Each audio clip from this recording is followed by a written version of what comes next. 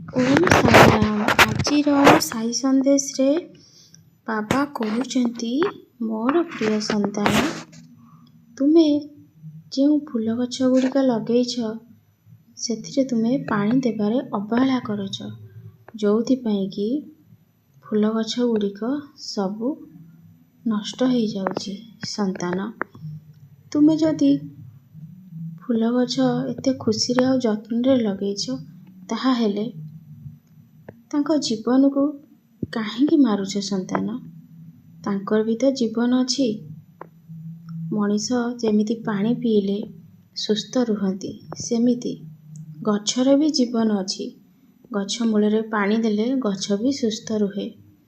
ତୁମେ ଯଦି ତୁମ ଘରର ସାମ୍ନାରେ ଲଗେଇଛ ଫୁଲ ଗଛ, ସେଠି ସୂର୍ଯ୍ୟ କିରଣ ପଡ଼ୁନି, ତାହେଲେ କିଛି ସମୟ ତୁମେ ଯେଉଁ ସ୍ଥାନରେ ଖରା ପଡ଼ୁଛି ସେଠି ନେଇକି ରଖ, ପୁଣି ତୁମ ଘର ପାଖକୁ ନେଇ ଆସ। ସନ୍ତାନ, ମୋର କଥାକୁ ନିଶ୍ଚୟ ଧ୍ୟାନ ଦେବ, କାହିଁକି ନା ଗଛକୁ କେବେ ନଷ୍ଟ କରନି। ତୁମେ ଗଛ ଲଗାଉଛ, ଭଲ କାମ କରୁଛ, କିନ୍ତୁ ପାଣି ନ ଦେଇକି ତୁମେ ବହୁତ ବଡ଼ ପାପ କରୁଛ। ଏମିତି ଭୁଲ ଯେମିତି କେବେ ନ କରିବ।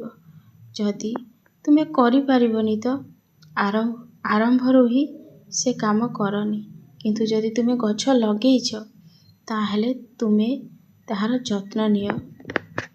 ସନ୍ତାନ, ମୋର ଏ କଥାକୁ ସବୁବେଳେ ମନେ ରଖିବ, ଆଉ ବାବାଙ୍କ କଥାକୁ ନିଶ୍ଚୟ ଅକ୍ଷରେ ଅକ୍ଷରେ ପାଳନ ବି କରିବ। ମୋର ସେ ବିଶ୍ୱାସ ମୋର ସନ୍ତାନମାନଙ୍କ ଉପରେ ଅଛି। ସନ୍ତାନ, ଆଜି ଗୁରୁବାର। ତୁମେ ମୋତେ କହିଥିଲ, ବାବା ମୁଁ ଆଜି 9 ଦୀପ ଜାଳିବି। କେବେ ଭୁଲିବନି ସନ୍ତାନ। ଆଜି ତୁମେ 9 ଦିନ ମୋର 9 ଦୀପ ନିଶ୍ଚୟ ଜାଳିବ। ଆଉ ମୋର ସାଇ ସଚ୍ଚରିତ୍ର ଗୋଟେ ଲେଖା ଅଧ୍ୟାୟ ସବୁଦିନ ପାଠ କରିବ। ମଣିଷ ଜୀବନରେ ଛୋଟ ବଡ଼ ସମସ୍ୟା ଲାଗିକି ରହିବ ସନ୍ତାନ। ଯିଏ କଷ୍ଟ ସମୟରେ ନିଜକୁ ସମ୍ଭାଳି ନେଇଛି ନା, ତାର ଯେତେ ଦୁଃଖ ଆସିଲେ ବି ତାକୁ କେହି ଖାଲରେ ପକେଇ ପାରିବେନି। ସେ ସବୁ କଷ୍ଟକୁ ସାମ୍ନା କରିପାରିବ। କାହିଁକି ଜାଣିଛ? ତା ପାଖରେ ଶ୍ରଦ୍ଧା ଆଉ ସବୁରି ଅଛି, ଧୈର୍ଯ୍ୟ ଅଛି ଆଉ ସାହସ ଅଛି। ସେ ସାହସ ମୁଁ ମୋ ସନ୍ତାନକୁ ଦେଇଛି। କିଛି ସନ୍ତାନମାନେ ପଚାରିବେ, କେମିତି ତୁମେ ସାହସ ଦେଲ?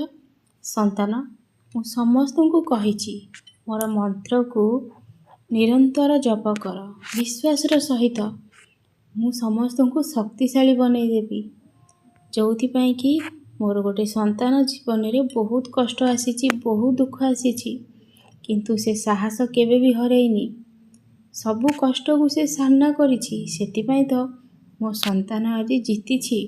ସେଥିଲାଗି ମୁଁ ଆଜି ବହୁତ ଖୁସି ଆଉ ଆନନ୍ଦିତ ଅଛି। ମୁଁ ସବୁବେଳେ ସମସ୍ତଙ୍କୁ କହୁଛି, ସନ୍ତାନ, ବାହାରକୁ ଯିବା କିଛି ଦରକାର ନାହିଁ, ପଇସା ଖର୍ଚ୍ଚ କରିବା କିଛି ଦରକାର ନାହିଁ। ତୁମ ପାଖରେ ସବୁ ମନ୍ତ୍ର ଅଛି। ତୁମେ ଚାହିଁଲେ ନିଜକୁ ଉପରକୁ ଉଠେଇ ପାରିବ, ତୁମେ ଚାହିଁଲେ ନିଜକୁ ତଳେ ପକେଇ ପାରିବ।